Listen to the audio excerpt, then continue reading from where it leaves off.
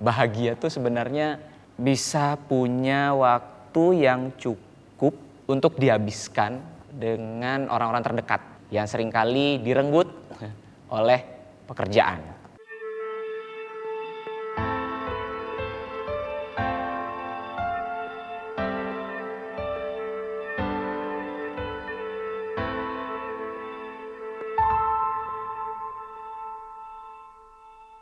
Nama gue Dimas, saat ini gue pekerja lepas sebagai penerjemah. Halo, gue Raisa Faranda. Gue pagi jadi penyiar, kalau siang gue ada freelance kerjaan sebagai audio engineering. Nama saya Indah Noviani, usia saya 42 tahun. Pekerjaan saya sekarang babysitter. Nama Dimas, umur 25 tahun, pekerjaan sebagai relationship manager di salah satu perusahaan milik negara. Nama lengkapku Jovi Pratama, aku adalah strategic planner di salah satu agensi. Aku juga saat ini sedang dipercaya untuk jadi sekjen sindikasi. Sindikasi itu Serikat Pekerja Industri Media dan Industri Kreatif untuk Demokrasi, yang fokusnya kita tuh mengadvokasi teman-teman pekerja media dan pekerja kreatif.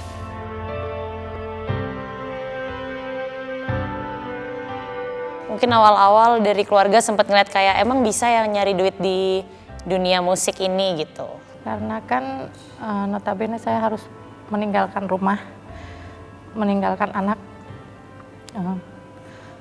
Kadang ada seseorang, ya banyak lah yang berpikir kok bisa sampai anaknya nggak diurus, kok bisa sampai meninggalkan rumah untuk jangka waktu yang lama. Pekerjaannya formal, bajunya formal, lembur, pulang malam. Industrinya mungkin ya, kalau aku ngelihatnya industrinya adalah eksploitatif sih. Jadi eksploitatif karena dengan atau tanpa kita sadari, kita tuh dieksploitasi. Dan makin kesini, hal-hal itu jadi makin normal. Seringkali pekerjaan di industri ini dibumbui dengan banyak sekali narasi-narasi yang membuat kita terbuai. Dan akhirnya kita merelakan diri kita dieksploitasi. Dan kalau itu dinormalisasi dan diteruskan, maka akan semakin berat perjuangan kita untuk menentukan mana standar kerja-kerja yang layak dan mana yang tidak.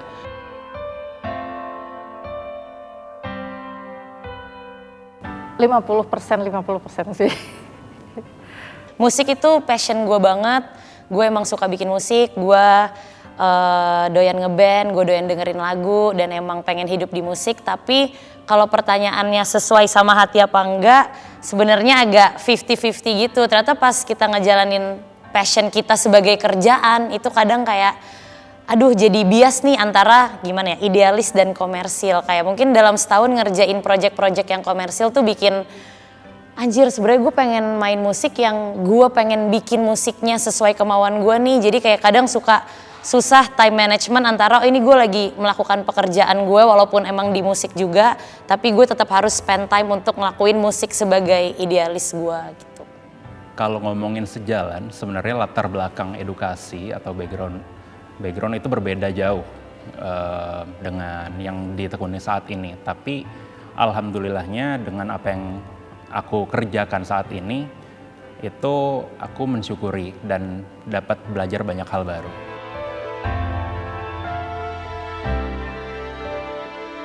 Aku ngerasa terpanggil aja sih sebenarnya untuk gimana caranya bisa ngebangun kesadaran teman-teman sesama pekerja media dan kreatif yang seringkali ngerasa kalau mereka lebih superior ketimbang teman-teman buruh yang ada di pabrik misalnya.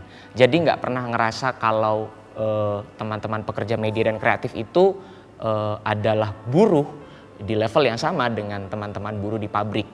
Nah itu kan jadi permasalahan besar karena sebenarnya di sebalik itu semua ya kita semua buruh gitu, nggak ada yang berbeda. Yang diperjuangkan tuh simple ya, kerja layak. Nah kerja layak itu kemudian indikatornya banyak. Paling gampang upah gitu. Kemudian kita bicara inklusivitas. Kalau inklusivitas artinya peluang untuk semua orang, nggak ada batasan gender gitu ya. Kemudian jaminan sosial, adanya jaminan kalau kita kehilangan pekerjaan atau kita mengalami sesuatu dalam proses kita bekerja, semuanya dijamin. Indikator dari kerja layak itu sendiri susah sekali untuk dicapai karena Perpu Ciptaker sudah diketok jadi undang-undang. Ini jadi kabar buruk untuk pekerja sebenarnya, karena di dalam Perpu Ciptaker itu yang kemudian jadi undang-undang sekarang, pemerintah memberikan keleluasaan kepada pengusaha untuk kemudian bisa mengatur upahnya sendiri tanpa harus mengikuti standar yang sudah ada gitu. Diberikan keleluasaan untuk motong gaji. Kita nggak punya lagi kesempatan untuk memperjuangkan kerja layak mulai dari upah. Itu aja udah sulit sekali.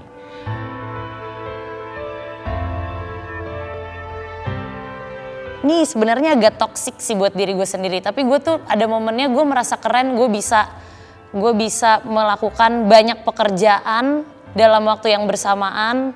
Kayak gue pagi siaran, pulang siaran gue ngantor sampai misalnya jam 7 malam, bahkan sampai rumah gue bisa masih standby, bahkan di weekend gue masih harus standby. Terus gue jalanin bisnis pribadi gue punya studio musik, terus gue jalanin ngeband juga yang aktif produksi dan aktif manggung. Dan gue tuh ngerasa gue bangga sama diri gue, kayak anjir Rai, lo keren banget di umur segini lo bisa ngejalanin ini semua. Ini sebenarnya cukup receh sih, maksudnya gue bisa kerja di mana aja gue cukup bangga karena ketika orang, ya gue bukan yang mendiskreditkan orang-orang yang pergi kerja kantor gitu ya, cuma maksud gue bisa kerja di mana aja dan gue bisa membagi waktu gue dengan keluarga gue.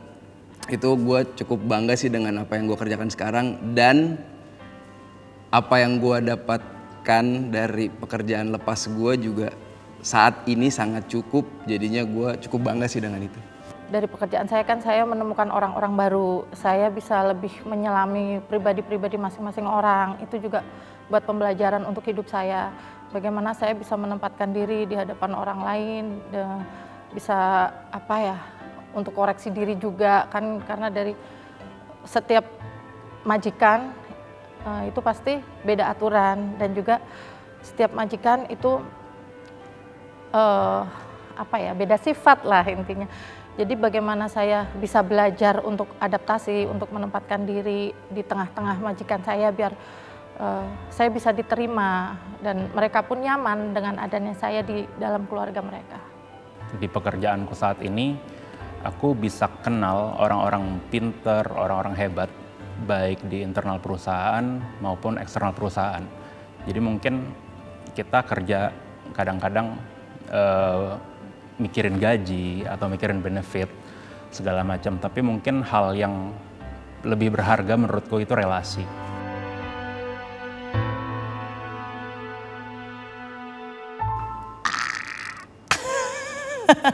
Menarik lagi pertanyaannya. Buat gue sekarang gue merasa cukup karena kebetulan ya gue juga udah berkeluarga, gue punya 1 orang anak.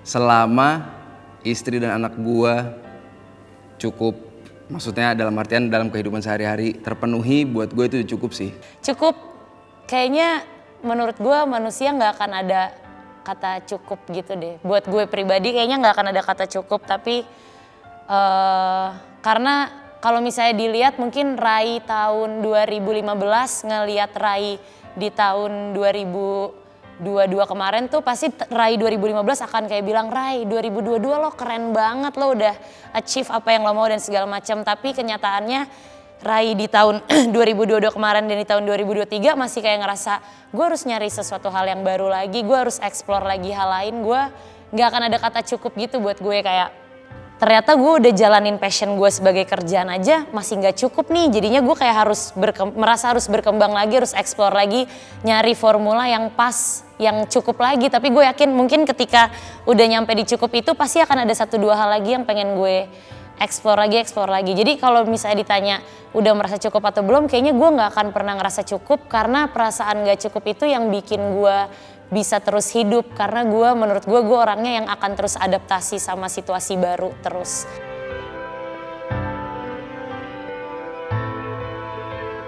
Simple ya, bahagia tuh sebenarnya bisa punya waktu yang cukup untuk dihabiskan dengan orang-orang terdekat. yang seringkali direnggut oleh pekerjaan. Aku bisa ngerasa cukup, aku udah cukup bahagia sih, sebenarnya gitu aja. Ketika gue ngerasa confident sama diri sendiri gitu sih. Jadi kayak ketika gue kemarin diajakin siaran, gue nemuin hal baru, terus ternyata gue mampu ngelakuin itu dan gue bisa jadi lebih pede sama diri gue sendiri dan gue bisa nyiptain bahagia buat diri gue sendiri. Kebahagiaan buat gue adalah ya bikin keluarga gue bahagia. Selama keluarga gue bahagia sih. Kalau buat saya, di mana saya bisa membahagiakan orang lain. Karena dengan membahagiakan orang lain, otomatis ya kita akan bisa mendapat tempat di hati orang itu. Dan itu imbasnya ke saya sendiri. Saya akan merasa bahagia kalau orang lain bisa menerima saya dan merasa saya bahagiakan.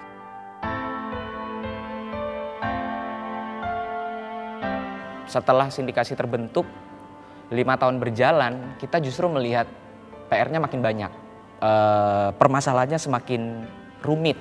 Belum lagi kalau kita bicara industri kreatif itu kan banyak sekali profesi di dalamnya. Dan masing-masing profesi punya bentuk eksploitasi yang berbeda-beda. Hal yang paling mendasar aja, upah tuh nggak pernah selesai dibahas gitu. Kita nggak pernah bisa bergerak bicara ke indikator lain gitu dari kerja layak itu sendiri. Harapannya seluruh pekerja itu punya kesadaran yang sama. Kesadaran bahwa kita adalah buruh. Mau teman-teman freelancer, teman-teman yang mungkin bekerja jadi aktor gitu ya. Semuanya adalah buruh ketika kita bekerja berdasarkan perintah. Dan sampai itu terjadi, semua orang akan merasa bahwa oh artinya saya perlu berserikat. Karena serikat adalah salah satu-satunya alat yang bisa digunakan oleh pekerja untuk melakukan advokasi kebijakan gitu. Nggak ada alat lain. Ketika semua orang sadar, semua orang berserikat ya sebenarnya itu mimpi besarnya supaya kita bisa ngedorong kebijakan-kebijakan yang layak untuk pekerja kita minta ke negara gitu sih.